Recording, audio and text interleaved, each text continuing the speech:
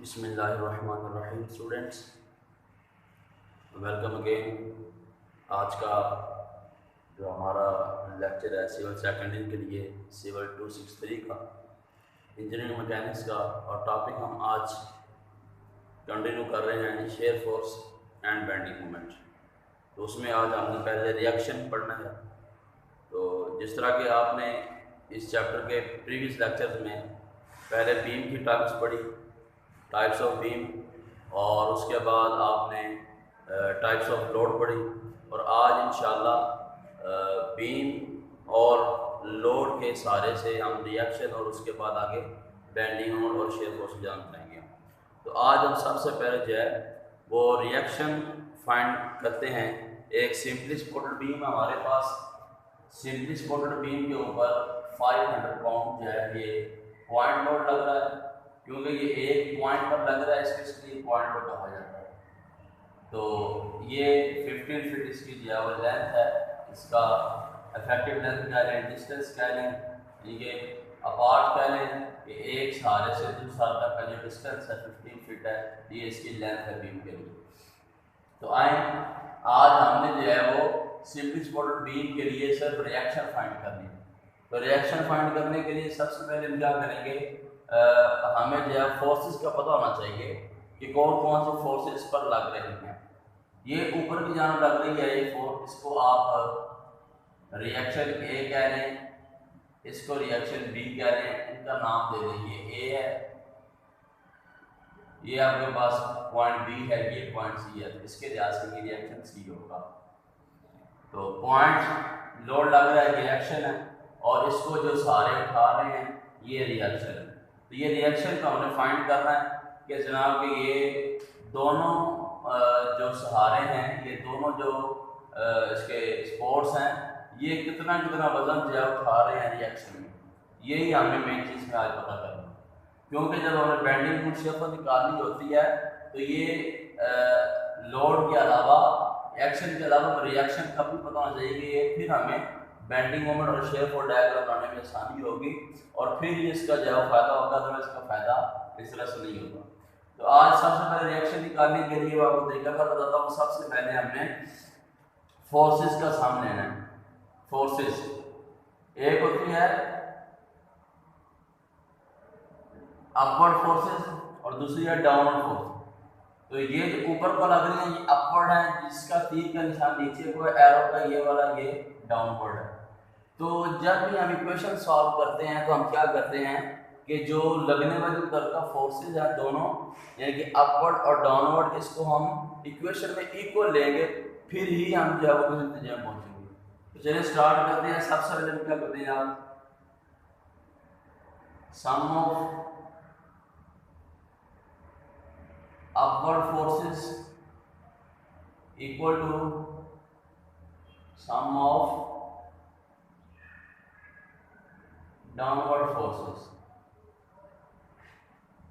तो upward forces जो ऊपर को लग रही है, फिलहाल इनका नाम मेरे पास रिएक्शन ए, क्योंकि सम है ना, तो सम का दोनों को इकट्ठा करना, दोनों को इकट्ठा करेंगे R A plus R C equal to downward दूसरा ए की लग रही है वह है 500 पाउंड।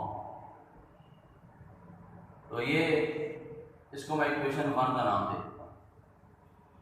तो ये मेरे पास जहाँ से फोर्सेस हुआ, और अब हम आगे जो है वो मोमेंट्स का साम लेंगे, यानी कि रिएक्शन निकालने के लिए अलग अलग पॉइंट्स के ऊपर मोमेंट्स का साम लेंगे। तो मोमेंट्स क्या होती हैं कि इस तरह ये है, ये ऊपर हमने एक जो है वो तरफ चूज करनी है, चाहे इसको चाहे इसको, तो यानी कि ए या सी पॉइंट को। तो फिर हमने मोमेंट्स में जो है उधर घुमा देना। फर्स्ट करें हम सी लास्ट पॉइंट, जैसे ये ए टू सी है, अब बी चूंकि जो बी से सी जाती है, इसकी ये डायरेक्शन बनेगी, ठीक है। तो ये जो डायरेक्शन बनेगी ये क्लॉकवाइज एंटी क्लॉकवाइज से लिहाज से होगी। तो मोमेंट्स आपने क्लॉकवाइज और एंटी क्लॉकवाइज के लिहाज से लेनी है। तो इसको इसका भी हमने सम इसलिए लेना है, sum of clockwise movement equal to sum of anti clockwise movement.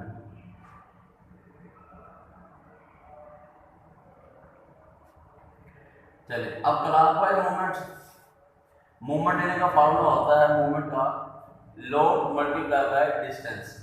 अब ए पर जो फिर लोड है वो ऊपर को लग रहा है, उसकी वैल्यू रिएक्शन ए है। जब इसकी वैल्यू फिगर में आएगी निकालने के बाद फिर हम यहाँ पर लिख सकते हैं इतना रिएक्शन था। तो उसके लिए मूवमेंट मैंने बताया आपको कि वो क्या होता है load multiply by distance. Load जिस पॉइंट पे हम हैं वहां से लेकर जहां तक हम एंड करना है वहां तक का डिस्टेंस। तो ए टू सी जाना है तो ए पर जो लोड है वो रिएक्शन ए है। जिस तरह बी पर लोड 500 है, इस तरह ए पर लोड आर ए है, रिएक्शन ए। तो reaction A multiply by see the distance या 15 फीट है इक्वल टू। अब आगे सम ऑफ एंटी क्लॉक है। अब ये बी पॉइंट की डायरेक्शन देखें तो ये एंटी क्लॉकवाइज, इस तरह ये क्लॉकवाइज थी ए पॉइंट की और बी पॉइंट की जब इस तरह एंटी क्लॉकवाइज है। तो बी पॉइंट पर जो लोड है 500 है मल्टीप्लाई बाय डिस्टेंस, यहाँ से यहाँ तक इसका हाफ बनता है टोटल। अगर हमारे पास 15 है इसका हाफ 7.5 फीट से पीछे है और 7.5 फीट इधर। तो देखिए B to C distance 7.5 feet है, तो इसको 7.5 फीट से मल्टीप्लाई कर देंगे। अब इसमें हम क्या करेंगे कैलकुलेशन के लिए 15 आर ए इक्वल टू ये से मल्टीप्लाई हो जाएगा। क्या हम कैसे मल्टीप्लाई करेंगे, आप मल्टीप्लाई करेंगे तो ये 7.5 से जब मल्टीप्लाई होगी तो हमारे पास इसकी वैल्यू तकरीबन है जी। तो इसकी हमारे पास जो वैल्यू आएगी वो आएगी 3750। तो अब ये पाउंड और 7 फीट भी आ जाएगी इसकी वैल्यू। ये पाउंड में और ये फीट में है, दोनों आएंगे। तो अब रिएक्शन ए निकालने के लिए ये डिवाइड हो जाएगा 3750 डिवाइड बाय 50।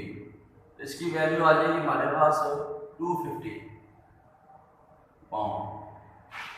250 पाउंड ये मेरे पास जो है रिएक्शन ए आ गया।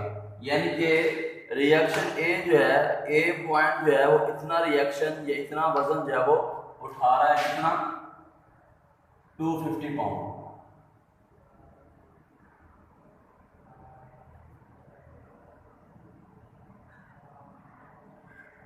अब हमने रिएक्शन सी निकालना है, तो उसके लिए मैं इक्वेशन 1 को यूज करूंगा। तो इक्वेशन 1 मेरे पास क्या है, reaction A plus reaction C equal to 500 pound.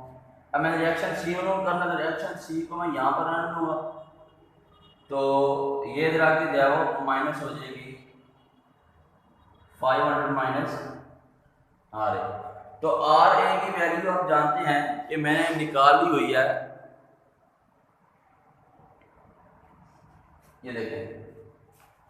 तो आर ए की वैल्यू मैंने निकाली हुई है, मैं उसको पुट अप कर दूंगा जी। 500 माइनस 250 ये आ गया जी 250 पाउंड रिएक्शन सी।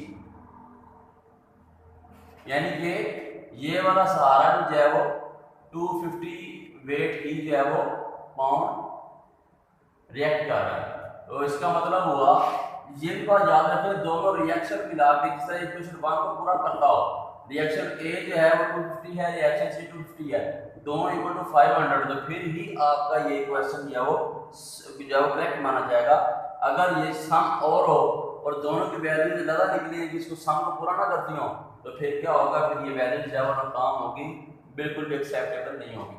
तो आज हमने सिंपली सपोर्टेड बीम के रिएक्शन पढ़े, ठीक है, वो भी 1 पॉइंट के साथ। तो इंशाल्लाह नेक्स्ट लेक्चर में हम 2, 3, 4 जो है वो ज़्यादा ऐड करके पॉइंट लोड्स को, तो फिर हम मज़ीद इंशाल्लाह सॉल्व करेंगे इसको। तो इंशाल्लाह आपको समझ आ गई होगी, इसको मज़ीद खुद प्रैक्टिस कीजिएगा और इंशाल्लाह मज़ीद आपको ईजी रहेगा। नेक्स्ट लेक्चर के लिए अल्लाह हाफ़िज़।